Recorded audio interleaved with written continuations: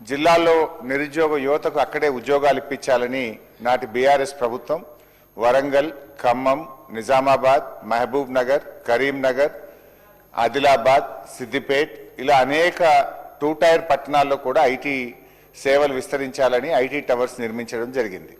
ఆ రోజుల్లో కొన్ని వేలాది మందికి ఆయా జిల్లాల్లో స్థానిక యువతకు స్థానికంగా ఉద్యోగ అవకాశాలు కల్పించే ప్రయత్నం చేశాం. అయితే ఈ ప్రభుత్వం మరి కారణం ఏదైనా అది ఉద్దేశపూర్వకమా బట్ ఏదైనా కూడా ఆ ఐటీ టవర్స్ను ఈ ప్రభుత్వం నిర్లక్ష్యం చేస్తూ ఉంది. నిర్లక్ష్యం చేయడం వల్ల గతంలో వచ్చిన కంపెనీలు కొన్ని వెనక్కు వెళ్ళిపోతున్న మాట వాస్తవమా? మరి ఐటీ టవర్స్ను ప్రభుత్వం ఎప్పటికప్పుడు రివ్యూ చేసి కొత్త కంపెనీలను ఆహ్వానించి ఆ 2 టైర్ పట్టణాల్లో జిల్లాల్లో ఆ యువతకు ఉద్యోగాలు ఇవ్వడానికి ప్రభుత్వం ఏ రకమైన చర్యలు తీసుకుంటుందని నేను మీ ద్వారా మంత్రి గారిని అడుగుతా ఉన్నా. ముఖ్యంగా నా నియోజకవర్గం సిద్దిపేటలో ఉండేటువంటి ఐటీ టవర్లో ఆ రోజు 18 కంపెనీలు పనిచేస్తే ఈరోజు ఈ ప్రభుత్వం వచ్చిన తర్వాత 7 కంపెనీలు వెళ్ళిపోయి కేవలం 11 కంపెనీలు మాత్రమే పనిచేస్తూ ఉన్నాయి. ఈ మధ్య నేను అక్కడికి విజిట్ చేసినప్పుడు అధ్యక్ష అక్కడ ఇంటర్నెట్ బిల్ కట్టకపోవడం వల్ల ఐటీ టవర్కే ఇంటర్నెట్ కట్ అయినటువంటి పరిస్థితి కనబడ్డది. అదేవిధంగా అక్కడ పనిచేసే ఏజెన్సీస్కు అవుట్సోర్సింగ్ ఏజెన్సీస్ ఏదైతే మెయింటెనెన్స్ వాళ్ళు ఉన్నారో వాళ్ళకు డబ్బులు విడుదల చేయకపోవడం వల్ల ఐటీ టవర్లో పనిచేసే సెక్యూరిటీ, స్వీపర్సు, లిఫ్ట్ బాయ్స్ వారికి కూడా ఈ 4 నెలల నుంచి ఇప్పటికి కూడా జీతాలు రానటువంటి పరిస్థితి ఉంది అధ్యక్ష. నేను ముఖ్యంగా మంత్రి గారిని కోరేది ఏంటంటే వారికి ఆ మధ్య మనం ఒక 3 సంవత్సరాల వరకు ఫ్రీ రెంటల్ ఫెసిలిటీని ఐటీ కంపెనీలకు కల్పించాం. ఇప్పుడిప్పుడే ఆ కంపెనీలు స్టెబిలైజ్ అవుతా ఉన్నాయి. ఆ కంపెనీలు మరో 3 సంవత్సరాలు ఫ్రీ రెంటల్ ఫెసిలిటీని కొనసాగించాలని చెప్పి కోరుతా ఉన్నారు. ఇది మీ దృష్టికి వచ్చిందా? నేను ఒక సిద్దిపేట కోసమే కాదు, ఖమ్మం, వరంగల్, నల్గొండ, మహబూబ్ నగర్, ఆదిలాబాద్ అన్ని పట్టణాల్లో కూడా ఈ 2 టైర్ పట్టణాల్లో ఐటీ కంపెనీలను ప్రోత్సహించడానికి మరో 3 ఏళ్లు ఫ్రీ రెంటల్ ఫెసిలిటీని కొనసాగించాలని, పెండింగ్ బిల్స్ ను క్లియర్ చేయాలని, ఇంటర్నెట్ ఫెసిలిటీని బలోపేతం చేయాలని, మరిన్ని కొత్త కంపెనీలను అక్కడ ఆహ్వానించి మరి అక్కడ స్థానిక యువతకు ఉద్యోగ కల్పన కోసం ప్రభుత్వం కృషి చేయాలని మీ ద్వారా కోరుతున్నాను.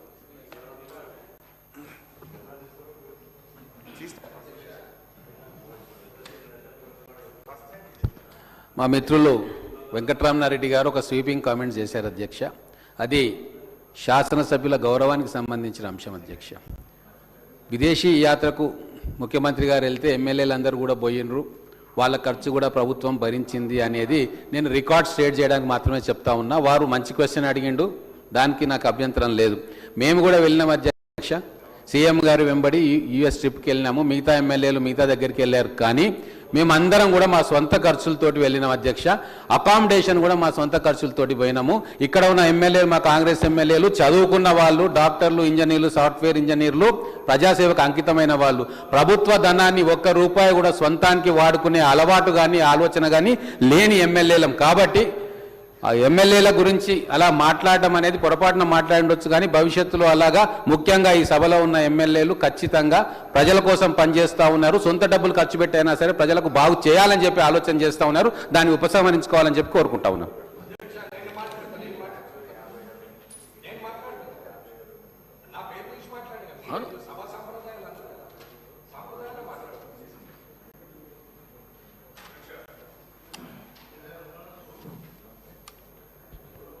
నేను ముఖ్యమంత్రి గారు, ఐటీ మినిస్టర్ గారు, మంత్రులు, అసెంబ్లీ సెక్రటరీ గారు వీళ్ళందరూ కూడా వెళ్ళారు. వెళ్ళినప్పుడు వెంబడ అధికారులు వెళ్తారు, ఎమ్మెల్యేలు వెళ్తారు. ఎమ్మెల్యేలు 70% కూడా విదేశీ పర్యటన చేశారు అని అన్నాను. కావాలంటే రికార్డ్ చూసుకోండి. నిన్నటితో నేను కూడా జాగ్రత్తగానే మాట్లాడాలని డిసైడ్ అయినా. అర్థమవుతుందన్న? నేను అన్నది అది. కానీ మీ ఖర్చా, ప్రభుత్వ ఖర్చా అని చెప్పలేదు. కావాలంటే రికార్డ్ చూసుకోండి. ఓకే, మీరు వెంకటరమణారెడ్డి గారు అసెంబ్లీ సెక్రటరీ, గౌరవ ముఖ్యమంత్రి ఎంబడి, ఐటీ మినిస్టర్ ఎంబడి పెట్టుబడుల కోసం పోడు. ఆయన ఒకటే సిపిఐ కాన్ఫరెన్స్ ఉంటుంది, దాంట్లో పోతారు వాళ్ళు. మీరు తెలుసుకొని చెప్తే మంచిగా ఉంటుంది, వేరే ఏం లేదు.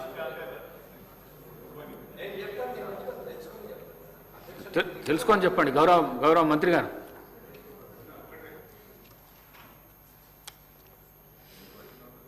అధ్యక్ష, గౌరవనీయులు వెంకటరమణారెడ్డి గారు, పాయల్ శంకర్ గారు, హరీష్ రావు గారు ప్రత్యేకంగా ఈ ప్రశ్నకు సంబంధించిన అంశాల్లో వారి అభిప్రాయాలను, వారి సూచనలు, వారి సందేహాలను కూడా తెలియజేయటం అధ్యక్ష.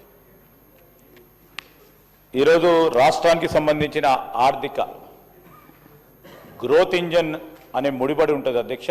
ప్రత్యేకంగా ఇండస్ట్రీ, ఈరోజు జరుగుతూ ఉన్న పరిణామాలను దృష్టిలో పెట్టుకొని ఐటీ సెక్టర్, దాంట్లో సర్వీస్ సెక్టర్కి సంబంధించి ఏ రాష్ట్రమైనా చూసినా ఐటీ రంగానికి సంబంధించి, అదేవిధంగా ఇండస్ట్రీ రంగానికి సంబంధించిన అంశంలో కాంట్రిబ్యూషన్ అధ్యక్ష, రాష్ట్ర జిఎస్డిపికి సంబంధించి గ్రోత్ రేటుకి సంబంధించిన అంశం విషయంలో మెయిన్ కాంట్రిబ్యూటర్ అధ్యక్ష. ప్రభుత్వం దగ్గర నుంచి మనము రేపు అప్రాప్రియేషన్ చేసుకున్నప్పుడు కూడా, ఎందుకంటే గౌరవ సభ్యులు ఉన్నారు, అప్రాప్రియేషన్ చేస్తున్నప్పటికీ చేస్తూ ఉన్న సొమ్ముల్లో కూడా తక్కువ శాతం ఈ రెండు రంగాలకు సంబంధించి మరి కేటాయింపులు కూడా ఉంటాయి అధ్యక్ష. కానీ వాణిజ్యం, వ్యాపారం ప్రభుత్వం తరఫున చేసేది ఈ వ్యవస్థకు సంబంధించిన మూల స్తంభాలు. దీంట్లో వచ్చే ప్రత్యక్షంగా కొద్దిగా కనబడ్డా పరోక్షంగా దీని ఫలితాలు, దీని ప్రభావం, ఎఫెక్ట్ పూర్తి స్థాయిలో రాష్ట్రంలో ఉన్న అన్ని వ్యవస్థలపై కనబడతా ఉంటుంది అధ్యక్ష. దాంట్లో మొదటగా పెట్టుబడులు, రెండవది మనము ఈ ప్రాంతానికి కానీ రాష్ట్రానికి సంబంధించిన మన ప్రత్యేకతను వెల్లదిల్లే కార్యక్రమంలో స్థానికంగా ఎంప్లాయ్మెంట్తో పాటు ఈరోజు ఎంప్లాయ్మెంట్ జనరేషన్కు సంబంధించి ప్రభుత్వ రంగంలో పెద్ద ఎత్తున ఈరోజు ఎంప్లాయ్మెంట్ జనరేషన్ జరుగుతున్నప్పటికీ ప్రైవేట్ రంగానికి సంబంధించి పెద్ద ఎత్తున ఉపాధి కల్పించే ప్రక్రియలో ఇండస్ట్రీ, ఐటీ రంగం. ఈరోజు దావోస్ వెళ్తా ఉన్నాం. దావోస్ సంబంధించి అనేక సంవత్సరాలుగా అధ్యక్ష, ఎందుకంటే చెప్పాలా, అనేక సంవత్సరాలుగా ముఖ్యమంత్రి గారు, అదేవిధంగా ముఖ్యమంత్రి గారు పోకున్న కొన్ని సందర్భాల్లో ఐటీ, ఇండస్ట్రీ రంగానికి సంబంధించిన మంత్రులు, నేను 2 మార్లు వెళ్ళటం జరిగింది అధ్యక్ష. 2 మార్లు కూడా చెప్తా ఉన్న అనుభవాన్ని సభ దృష్టికి, ప్రత్యేకంగా గౌరవ సభ్యుల దృష్టికి కూడా తీసుకురావడానికి ప్రయత్నం చేస్తాం. అక్కడ పెట్టుబడులకు సంబంధించి ఈరోజు రాష్ట్రానికి సంబంధించిన ప్రత్యేకతను తెలియజేయడానికి, రాష్ట్రంలో ఉన్న వనరులను ప్రపంచవ్యాప్తంగా తెలియజేయడానికి, మన రాష్ట్రానికి సంబంధించిన పరిశ్రమలు, అదేవిధంగా సర్వీస్ రంగానికి సంబంధించిన నైపుణ్యాన్ని తెలియజేయడానికి అది ఒక ప్రత్యేకమైన ప్లాట్ఫామ్ అధ్యక్ష. ఈరోజు ఐసోలేషన్లో మనం ఉండలేం. ఐసోలేషన్లో నేను ఇక్కడ చేస్తా ఉన్నా, ఇక్కడి వరకే ఉంటాను అని ఐసోలేషన్లో ఈరోజు ఎకానమీ ముందుకు పోదు అధ్యక్ష. మొత్తం దేశానికి సంబంధించిన అన్ని రాష్ట్రాలకు సంబంధించి దాదాపు సగం కంటే ఎక్కువ రాష్ట్రాలకు సంబంధించిన ప్రాతినిధ్యం అక్కడికి రావటం జరుగుతుంది అధ్యక్ష. ముఖ్యమంత్రి గారితో పాటు అనేక రాష్ట్రాలకు సంబంధించిన ముఖ్యమంత్రులు, మంత్రులు, వివిధ మంత్రులు కూడా వివిధ స్థాయిలో తేవటం జరుగుతుంది. చెప్పాల్సిన అవసరం ఉంది అధ్యక్ష. ఎందుకంటే ఒక ఆబ్జెక్టివ్ క్వశ్చన్ వేశారు. డెఫినెట్లీ షార్ట్ క్వశ్చన్ కూడా ఐఎమ్ వెరీ ఓపెన్ అధ్యక్ష. I want to be open. ఎందుకంటే వాళ్ళు చేసే విష ప్రచారానికి దానికి కూడా ఎప్పుడో ఒకసారి ఫుల్ స్టాప్ పెట్టాలా. డెఫినెట్లీ షార్ట్ క్వశ్చన్ పెట్టుకుంటాం అధ్యక్ష. ఈరోజు లాభం ఎంత అని అడుగుతా ఉన్నారు అధ్యక్ష వెంకటరమణారెడ్డి. ఈరోజు ఉపాధి కల్పన చేసే ప్రయత్నంలోనే మేము పెట్టుబడులు తీసుకొచ్చే కార్యాచరణలోనే ఈరోజు మేము చెప్పాము. ఇంతకుముందు పెట్టుబడులు ఎన్ని వచ్చినాయి, ఎన్ని కంపెనీలకు సంబంధించిన వచ్చినాయి. మేము చెప్పేదేమో, మరి పాయల్ శంకర్ గారు చెప్పేదేమో పెద్ద ఎత్తున వస్తున్నాయని, ఏదో వస్తున్నాయని కాదు. ఈరోజు చెప్పిన వాస్తవాలే. ఆ రోజు పత్రికలు రాసినంత మాత్రాన ఏ పత్రిక రాస్తే ఆ పత్రిక వారిని కోరండి, అడగండి. ప్రభుత్వ పరంగా వచ్చిన ప్రకటనని, ఆ ప్రకటన మేరకు నేను జవాబు చెప్తాను తప్ప పత్రికల్లో వచ్చిన దాన్ని ఆధారంగా చేసుకొని పోయే కార్యాచరణ తీసుకోను. ఈరోజు నేను చెప్తా ఉన్నాను అధ్యక్ష, పెట్టుబడి ప్రకటనల కింద సుమారు మీరు అడిగారు లాభం ఎంత అని, 68,150 మందికి ఇప్పుడు వ్యక్తులకు ఉపాధి కల్పించడానికి ఈరోజు వచ్చిన పెట్టుబడులు సంకల్పిస్తాయి అధ్యక్ష. అదేవిధంగా కంపెనీలు పెడితే ఇవాళనే పెడితే రేపు రావు కదా. ఈరోజు కొన్ని తాత చెట్టు పెడితే ఈరోజు టెక్నాలజీ ఉంది, తాతనే ఫలితాలు పొందే విధంగానే ఉంది టెక్నాలజీ. ఈరోజు మేము ఇతర రాష్ట్రాలకు సంబంధించి మొత్తం కూడా ప్రస్తావన చేస్తా అధ్యక్ష. Definitely I'm here to stand. నేను ఇంకా రాబోయే 2.5 సంవత్సరాలు కూడా నేను ఉన్న పోర్ట్ఫోలియోలో ఖచ్చితంగా పారదర్శకంగానే మీ ముందు అన్ని పెట్టడానికి ప్రయత్నం చేస్తా.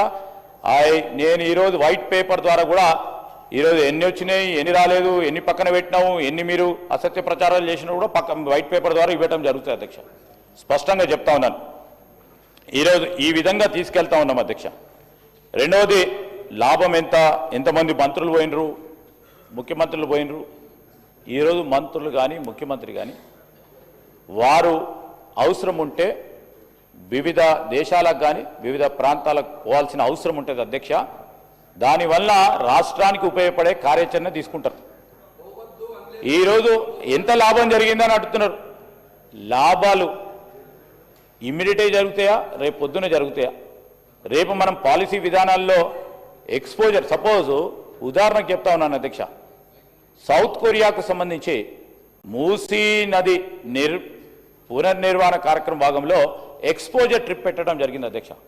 ఆ ఎక్స్పోజర్ ట్రిప్కు సంబంధించి మొత్తం అందరినీ కూడా పిలవడం జరిగింది. వాళ్ళు పోకపోయిండొచ్చు, ముఖ్యమంత్రి గారు అందరినీ కూడా పిలిచారు. సిటీకి సంబంధించి మీరు కాదు కదండి, సిటీకి సంబంధించిన వారిని కార్పొరేటర్లను, గౌరవ శాసనసభ్యులను, మంత్రులు పోయారు. ఎక్స్పోజర్ ట్రిప్ అని ఉంటుంది అధ్యక్ష. చాలామంది ఉన్నారో లేదో, మా పద్మారావు గారు ఉండొచ్చు.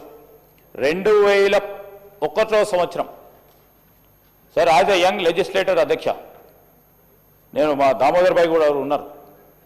6 దేశాలకు సంబంధించి ఆనాడు ప్రభుత్వం ప్రతి ఒక్క శాసనసభ్యులు 294 మంది శాసనసభ్యులని వివిధ గ్రూపుల ద్వారా 6 దేశాలకు సంబంధించి ఒక ఎక్స్పోజర్ ట్రిప్ను చేయించుకుంటా ఇమ్మీడియట్గా జరుగుతుంది అధ్యక్ష. దాని ఫలితాలు ఏంటంటే దాన్ని మనం రంజించిన అనుభవం అవసరం ఉన్నప్పుడు ఒక పాలసీ మేకర్గా ఈరోజు నేనెంత ఉపయోగిస్తూ ఉన్నాను, యాజ్ ఎ పాలసీ మేకర్గా రేపు ముందు ఎవరికైనా అవకాశం వస్తే వారు ఏ విధంగా ఉపయోగించుకోవడానికి ఉంటుంది. కొన్ని ఇమ్మీడియట్ ఎఫెక్ట్ ఉంటుంది, కొన్ని లాంగ్ టర్మ్ ఎఫెక్ట్లు ఉంటాయి అధ్యక్ష. రాష్ట్రానికి సంబంధించిన మన కీర్తి, రాష్ట్రానికి సంబంధించిన మన ప్రత్యేకతలను తెలియజేయడానికి కూడా పోవాల్సి వస్తుంది అధ్యక్ష. మారుతా ఉన్న పరిణామాలు, మారుతా ఉన్న టెక్నాలజీ యుగానికి సంబంధించిన అంశం విషయంలో కొత్తగా నేర్చుకోవాల్సిన అనేక అంశాలు ఉంటాయి. అవన్నిటిని కూడా తీసుకెళ్తాం. మేము ఈరోజు స్పష్టంగా చెప్తా ఉన్నాం. ఇంకోటి, పెట్టుబడులు వచ్చినాయి, ఎంఓయూలు అంటే sir memorandum of understanding, this base agreement అధ్యక్ష. దాని తదుపరి డ్యూ డెలిజెన్స్ చేస్తారు ఇటు మా ఇండస్ట్రీ డిపార్ట్మెంట్. డ్యూ డెలిజెన్స్ ఏంది, వారు సబ్మిట్ చేసిన డిపిఆర్, వారు సబ్మిట్ చేసినాక డిపిఆర్కు సంబంధించి వారికి ఉన్న అనుభవాలను దృష్టిలో పెట్టుకొని, లేకుంటే వారు ఫైనాన్షియల్గా ఎంత స్ట్రాంగ్ ఉన్నారో చూసి నెక్స్ట్ స్టెప్ తీసుకోవటం జరుగుతుంది. ఎంఓయూలు చేస్తూ ఉంటే ఈ పోటీ ప్రపంచంలో నేను నేరుగా ఈరోజు నేను మా పాయల్ శంకర్ గారికి, అదే కూడా వెంకటరమణారెడ్డి గారితో ప్రత్యేకంగా నాకు జరిగిన సంభాషణ చెప్తా ఉన్నాను. గౌరవ మహారాష్ట్ర ముఖ్యమంత్రి గారితో నేను నేరుగా అడిగిన, మీకు పెట్టుబడులు వస్తూ ఉన్నాయి 6 లక్షలు 7 లక్షలు సార్, గత సంవత్సరం మీరు 7 లక్షలని డిక్లేర్ చేశారు, ఎంత మీరు గ్రౌండ్ చేస్తున్నారని అడిగాను.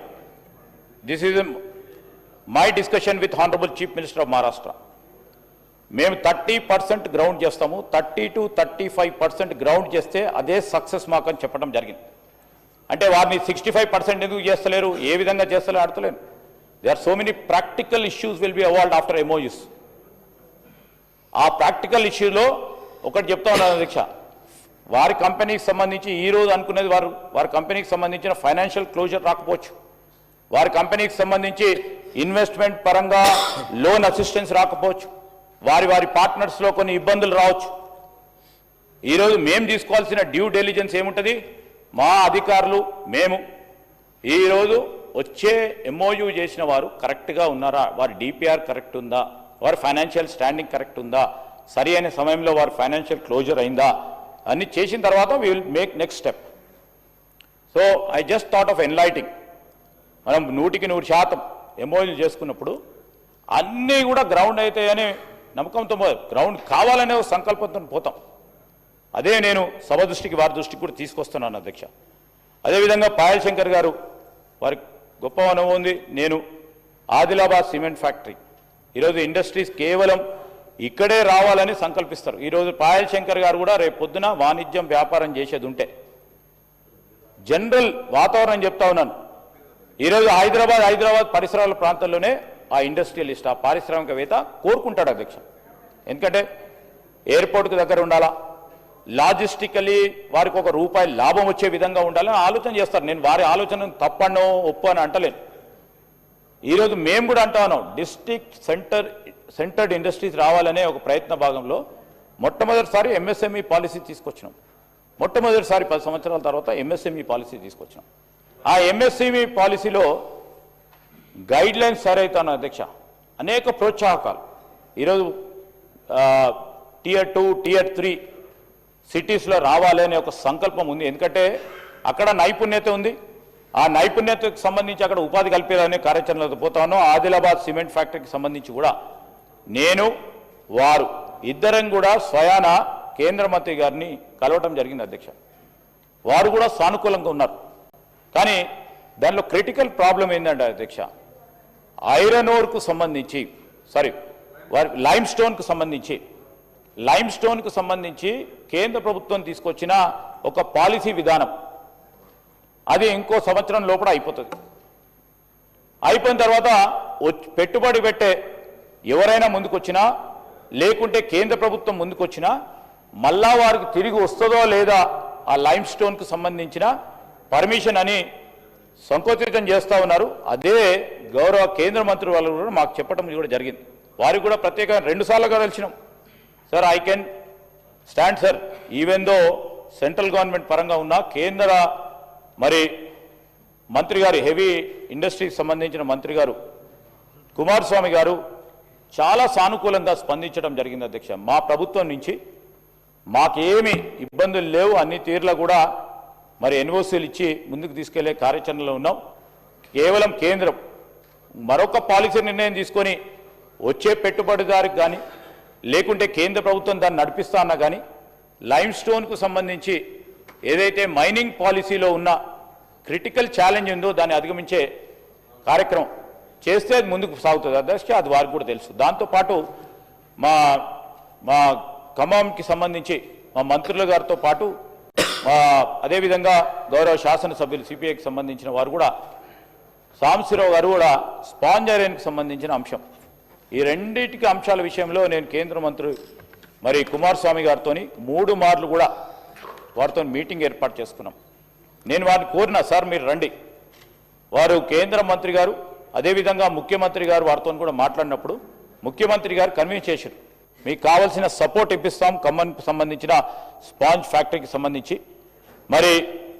గౌరవ ఖమ్మం నుంచి ప్రాతినిధ్యం వహిస్తూ ఉన్న శ్రీనివాసరెడ్డి గారు, పెద్దలు తుమ్మల నాగేశ్వరరావు గారు, మా డిప్యూటీ సీఎం గారు అందరూ కూడా మీటింగ్ ఏర్పాటు చేసుకొని అతి తొందరలోనే కుమారస్వామి గారు కూడా వారు అభయం ఇవ్వటం జరిగింది.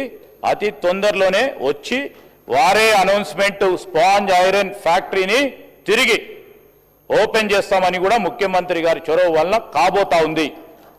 సో ఇది మా చేస్తా ఉన్న ప్రయత్నం. దానివల్ల ఈరోజు వచ్చిన టెక్నాలజీ ద్వారా ఒక ఛాలెంజ్ ఉంటుంది అధ్యక్ష.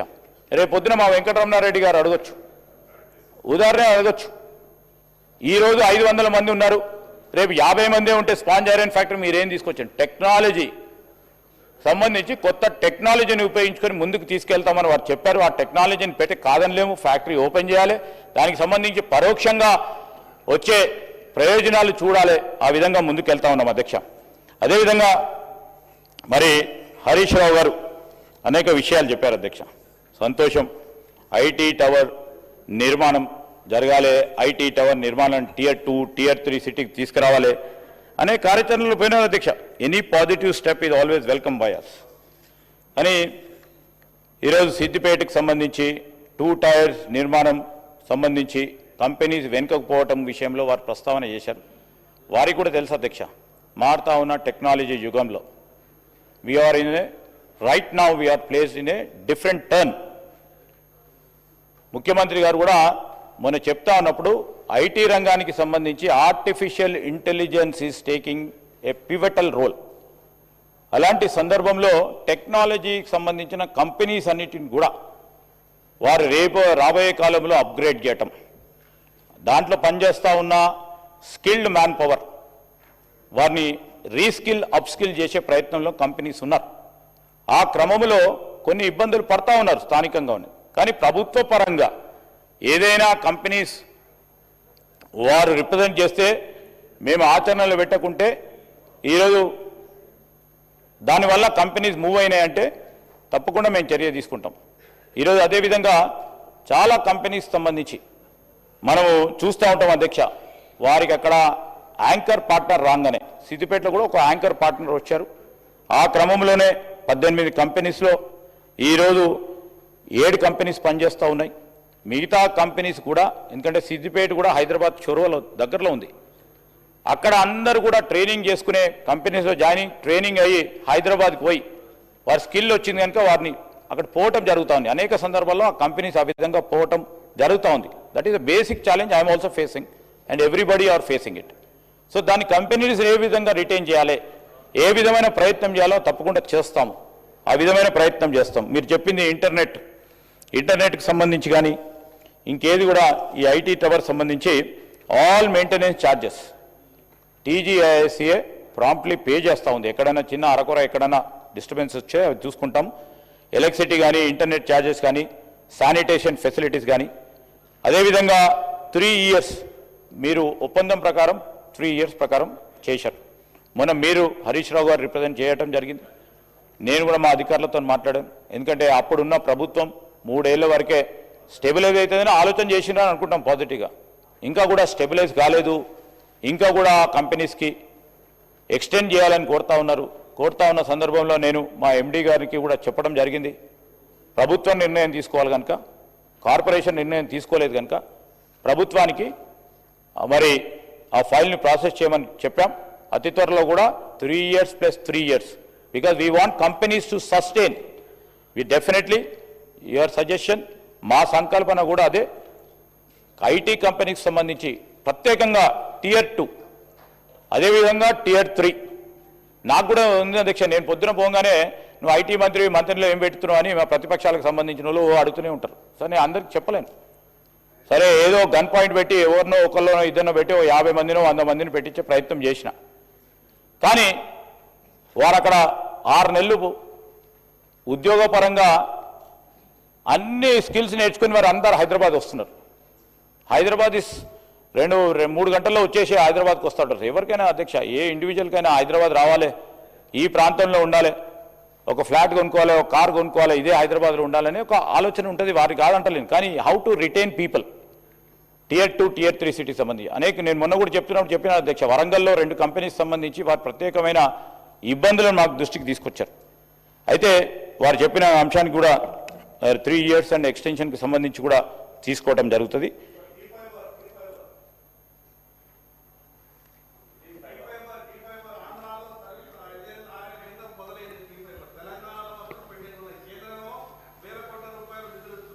T-Fiber చెప్పాలంటే that is the biggest. Sir please sir మీకు ఇచ్చే input please, I'm telling you sir, నా ఇన్పుట్ కరెక్ట్ ఉండదు అంటలేను నేను. This is the input by the central government about the T-Fiber. I stand here with pride.